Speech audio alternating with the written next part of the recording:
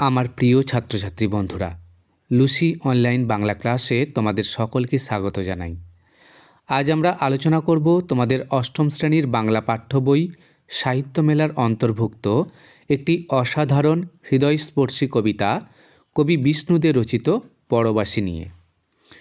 কবিতাটি বিস্তারিত আলোচনার পূর্বে সবচেয়ে গুরুত্বপূর্ণ হল কবির সঙ্গে পরিচয় করা। কারণ কবির জীবন, চিন্তা, সময়কাল এবং দৃষ্টিভঙ্গি না জানলে কবিতার প্রত্যেকটি লাইনের গভীর অর্থ পুরোপুরি বোঝা যায় না। তাই চলো প্রথমে আমরা কবির সঙ্গে একটু পরিচিত হই। বিষ্ণু দে ছিলেন আধুনিক বাংলা সাহিত্যের একজন মহান কবি, যাকে আমরা রবীন্দ্রোত্তর যুগের অন্যতম শ্রেষ্ঠ কবি বলে মনে করি। তিনি জন্মগ্রহণ করেন 18 জুলাই 1909 সালে কলকাতায় এবং মারা যান 3রা ডিসেম্বর 1982 সালে। তার পিতা অবিনাশ চন্দ্র দে ছিলেন একজন অ্যাটর্নি। বিষ্ণু দে পড়াশোনা করেন কলকাতার বিভিন্ন স্কুল কলেজে এবং কলকাতা বিশ্ববিদ্যালয় থেকে ইংরেজি সাহিত্যে MA পাস করেন।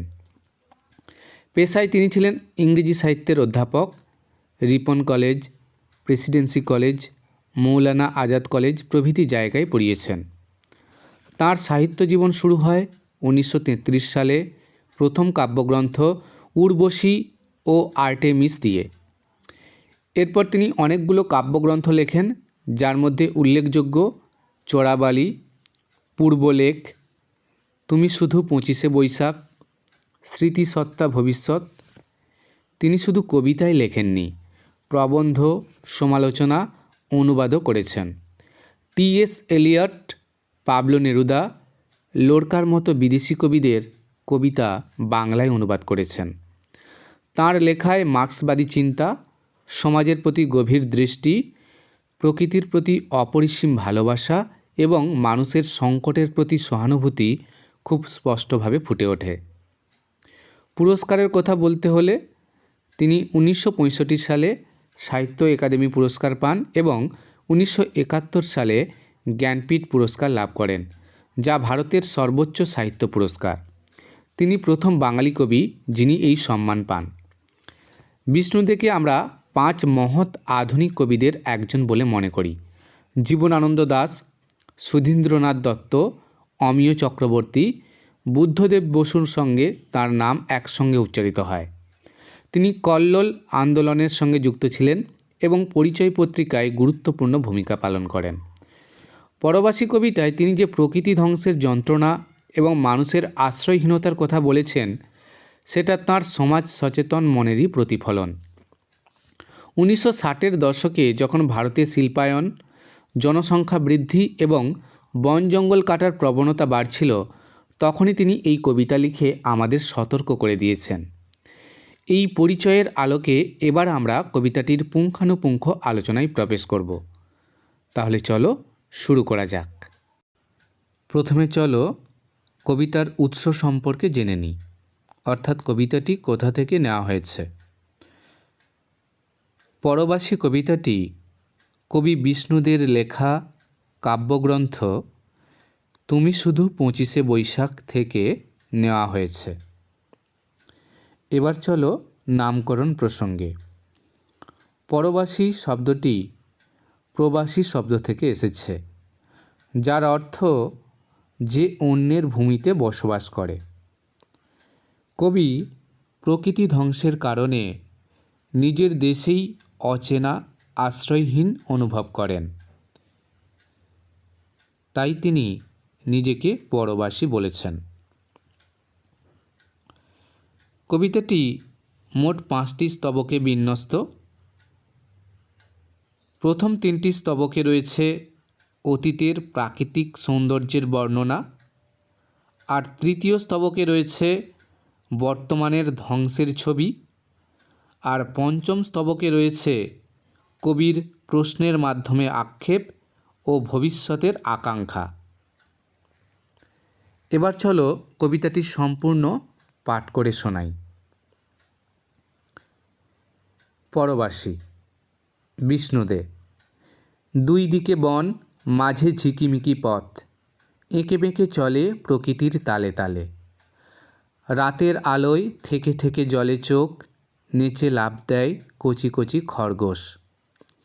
নিটোল টিলার পলাশের ঝোপে দেখেছি হঠাৎ পুলকে বনময়ূরের কত্থক।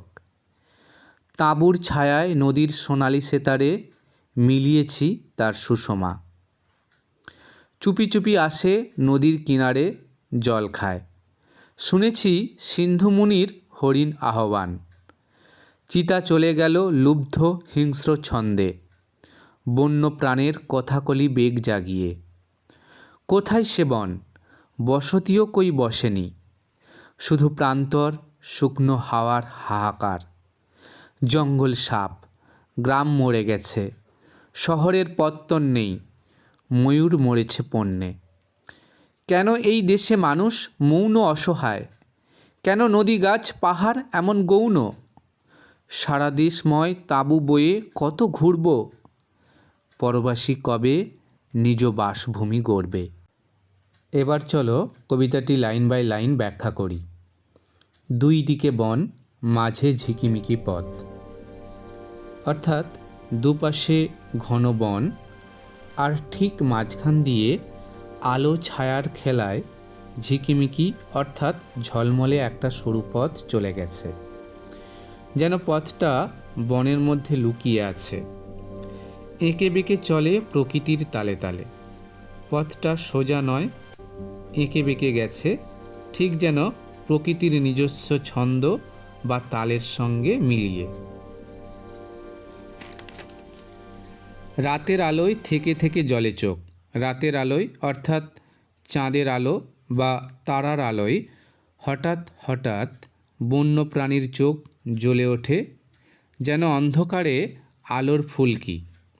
নেচে লাফ দেয় কচি কচি খরগোশ। ছোট ছোট খরগোশের দল লাফিয়ে লাফিয়ে নাচছে।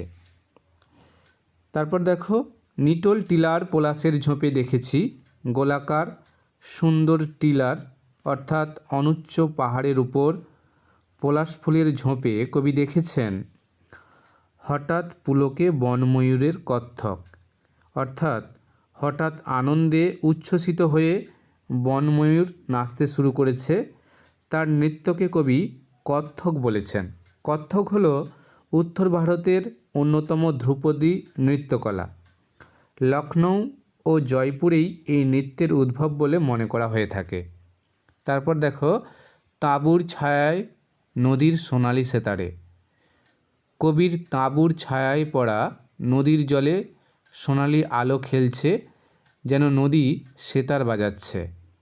মিলিয়েছি তার সুষমা। কবি নিজের সুর নদীর সুরের সঙ্গে মিলিয়ে দিয়েছেন। চুপি চুপি আসে নদীর কিনারে জল খায়। বন্য প্রাণী চুপি চুপি নদীর ধারে এসে জল খাচ্ছে। শুনেছি সিন্ধু মুনির হরিণ আহ্বান। সিন্ধু মুনির হরিণ আহ্বান উল্লেখের মধ্য দিয়ে কবি রামায়ণে উল্লিখিত সিন্ধু মুনির কাহিনীটিকে তুলে ধরেছেন। অন্ধমুনির পুত্র সিন্ধু মুনি রাত্রিবেলায় কলসি নিয়ে নদীতে জল ভরতে গেছিলেন। রাজা দশরথ তখন ভুল করে হরিণ জল খেতে এসেছে ভেবে শব্দভেদী বাণ নিক্ষেপ করেন। এর ফলে সিন্ধু মুনির মৃত্যু হয় এবং দশরথ অন্ধমুনির অভিশাপে পরবর্তীকালে পুত্রশোকে প্রাণ হারান। সিন্ধু মুনি নিজের অজ্ঞাতসারেই আপন মৃত্যুকে আহ্বান জানিয়েছিলেন। কবির মনে হয়েছে হরিণ একইভাবে তার জল খাওয়ার শব্দে আহ্বান জানিয়েছে চিতাবাঘকে, ফলে অনিবার্যভাবেই নিজের মৃত্যুকেও ডেকে এনেছে সে। চিতা চলে গেল লুব্ধ হিংস্র ছন্দে, বন্য প্রাণের কথাকলি বেগ জাগিয়ে। কবি যেমন শান্ত ও নিরীহ প্রাণী হরিণকে গোপনে জল খেতে দেখেছেন, তেমনি তাঁর চোখে পড়েছে লোভী ও হিংস্র চিতার নিঃশব্দ আনাগোনা। চিতার সেই নিঃশব্দ চলার মধ্যে বন্য প্রাণের যে গতিময়তা ফুটে উঠেছে, তার মধ্যে কবি খুঁজে পেয়েছেন কথাকলি নাচের ছন্দকে। আজ তাহলে এই পর্যন্তই। কবিতার বাকি অংশটুকু পরের ক্লাসে আলোচনা করব। সবাই খুব ভালো থেকো। ধন্যবাদ।